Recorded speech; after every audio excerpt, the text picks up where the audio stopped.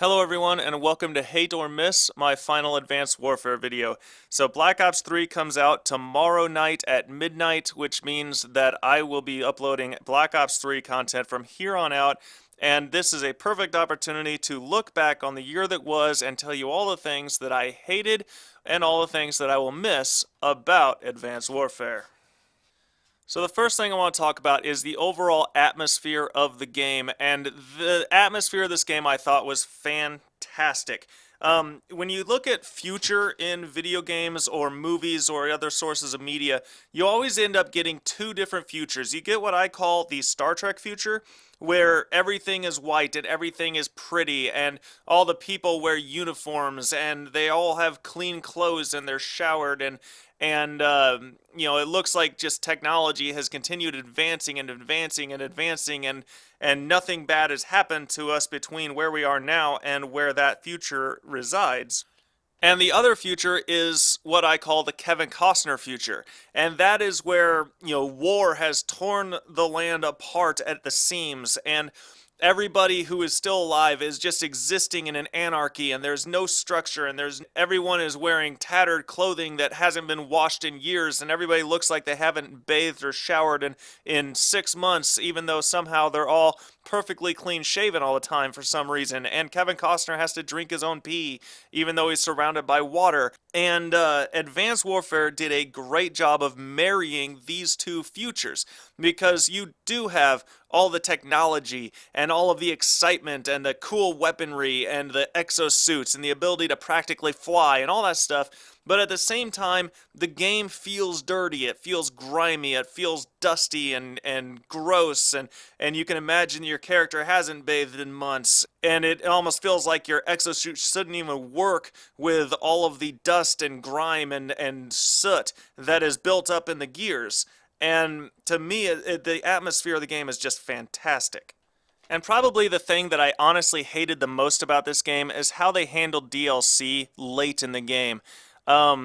Sledgehammer Games did one of the scummiest things I can think of with advanced supply drops, and what they did was they released all these weapons like the AK-47 and the STG and so on, but they said you can't have them.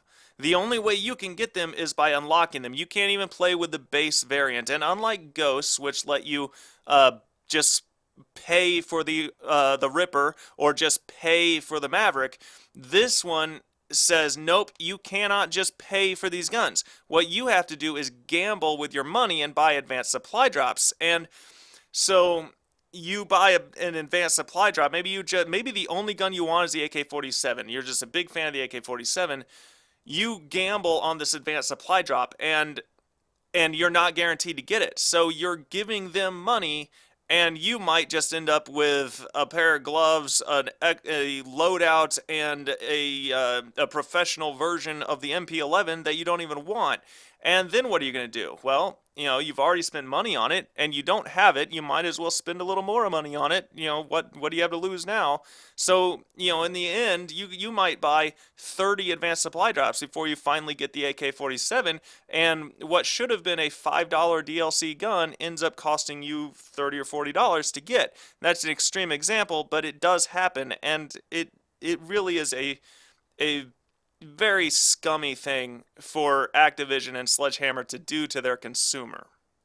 So the next thing I really liked about this game, and this is fairly common knowledge, but some people may not know it, is that they didn't just, use their imaginations and come up with all the technology that they wanted to have in the game. They actually met with actual research and development crews that are working for the military and actual futurists that study the effects that certain things will have on the future. And so when they wrote a story that had a private military organization be the main bad guy, they talked to a futurist about the possibility of that happening, and it was realistic enough for them to put in their game.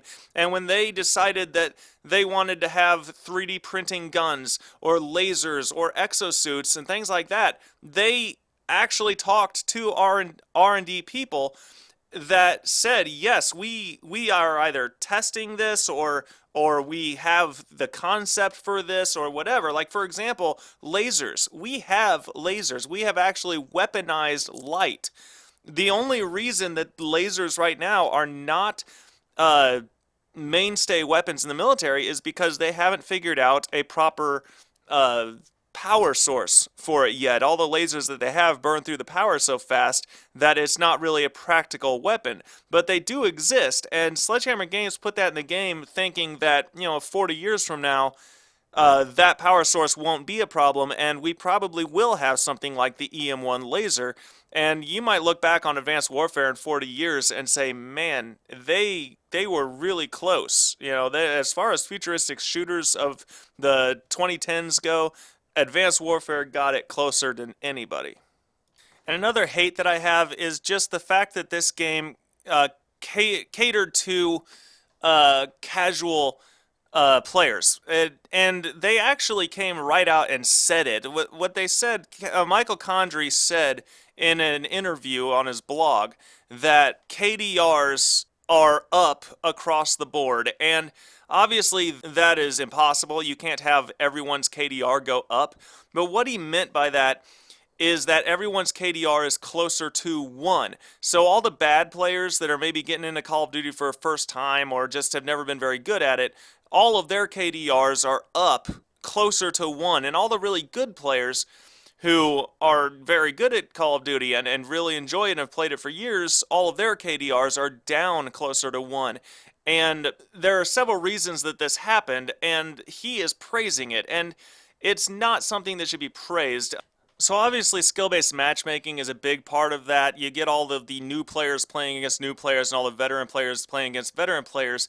And I'm not going to complain too much about skill-based matchmaking, although it did create some really poor connections sometimes. But, I didn't like skill-based matchmaking, but I'll admit that part of the reason I didn't like skill-based matchmaking is because I like getting a better score, and skill-based matchmaking made it very, very difficult to do that.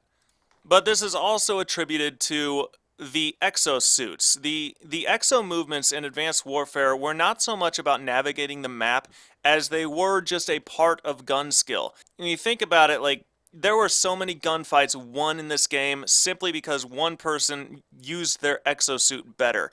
And if you're bouncing around and you're jumping up in the air and then you're boosting one side to the other and you're making yourself really hard to hit, and somebody's on the ground just trying to track you, and of course they can't do that unless they're on like 10 sensitivity because of how fast you move when you're using your exosuit.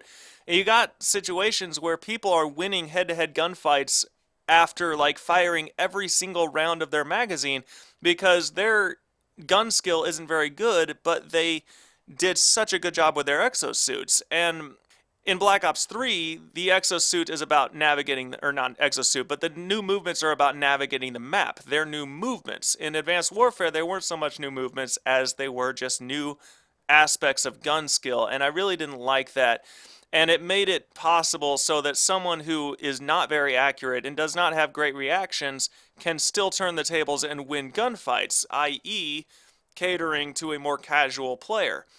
And then on top of that, you have maps that do not accommodate the exosuit very well. You have all these obstacles and lane dividers and walls and everything, but guess what? You can just jump over them. So you get a situation where you're hiding next to a wall, and in Call of Duty, hiding next to a wall means that one of your flanks should be fine.